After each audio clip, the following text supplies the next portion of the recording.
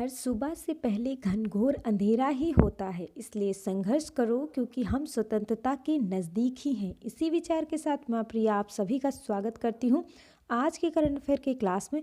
Video शुरू करने से पहले से लाइक, शेयर और चैनल को सब्सक्राइब करके बेल नोटिफिकेशन को ऑल पर सेट कर दें।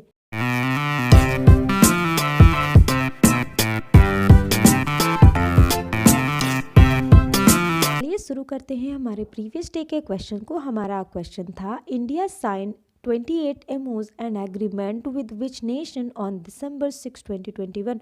भारत ने 6 दिसंबर 2021 को किस देश के साथ 28 समझौता ज्ञापनों और समझौतों पर हस्ताक्षर किया है? हमारे ऑप्शन है रशिया, फ्रांस, जर्मनी, जापान। तो इसका सही ऑप्शन है ऑप्शन ए रशिया।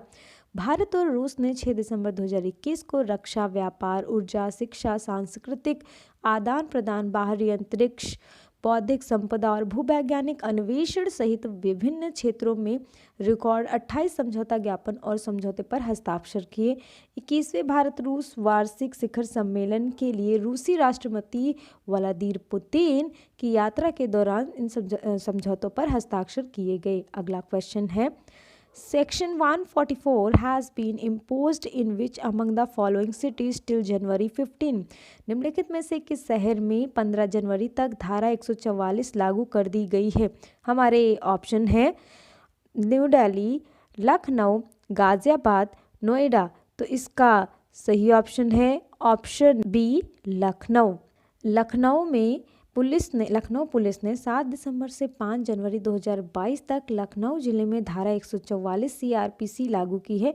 विभिन्न किसान संगठनों द्वारा घोषित कोविड-19 खतरे और विरोध के बीच क्रिसमस और नए साल के जश्न के मद्देनजर यह कानून लगाया गया है। अगला क्वेश्चन है, Which nation has become the second one to boycott 2022 Beijing winter Olympics?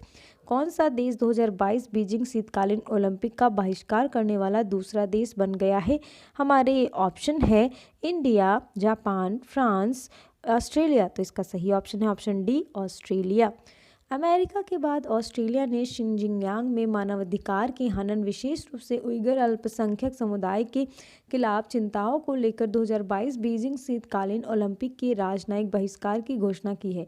ऑस्ट्रेलियाई प्रधानमंत्री स्कॉट मॉरिसन ने कहा कि यह निर्णय कोई आश्चर्य नहीं के रूप में आना चाहिए। उनके राजनयिक और राजनेता इस आयोजन का बहिष्कार करेंगे। अगला क्वेश्चन है, Who is the Commander in Chief of the Indian Armed Force?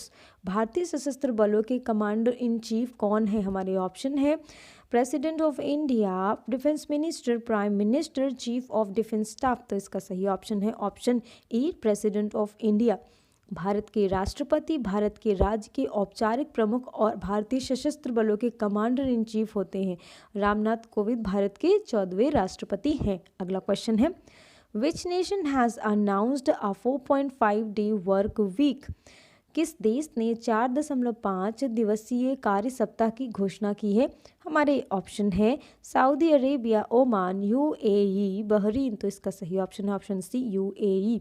संयुक्त अरब अमीरात ने घोषणा की कि सभी सरकारी संस्थाएं एक नए कार्य सप्ताह के कार्यक्रम को अपनाएंगी।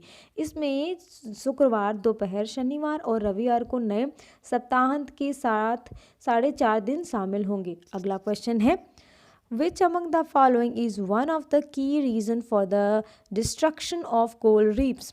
निम्नलिखित में से कौन प्रवाल भित्तियों के विनाश के प्रमुख कारणों में से एक है?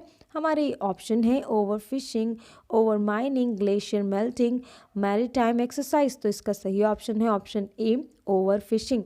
एक नए अध्ययन में शोधकर्ताओं ने पश्चिम हिंद महासागर के पड़ोसी क्षेत्र में 10 देशों में प्रवाल भित्तियों के स्वास्थ्य का विश्लेषण किया और विश्लेषण से पता चला कि प्रवाल भित्तियां विशेष रूप से द्वीप राष्ट्रों में अत्यधिक मछली पकड़ने और वृद्धि के कारण गंभीर खतरे में है।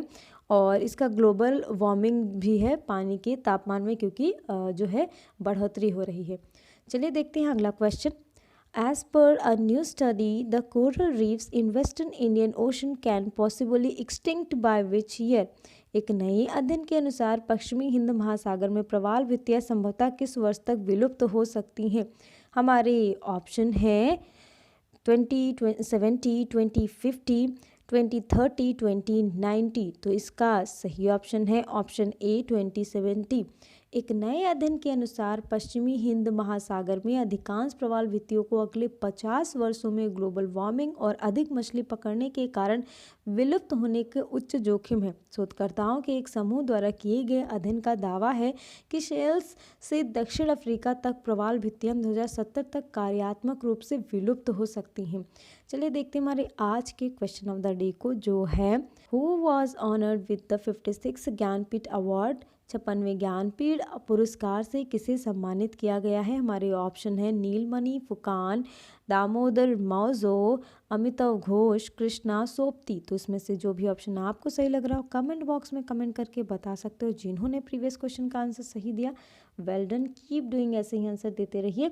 और अगर आपको मेरी वीडियो अच्छी लगे तो प्लीज़ इस वीडियो को लाइक शेयर और चैनल को सब्सक्राइब करके बेल नोटिफिकेशन को ऑल पर सेट कर दीजिएगा, ताकि जब भी नए वीडियो डाले जाए आपको नोटिफिकेशन मिल जाए।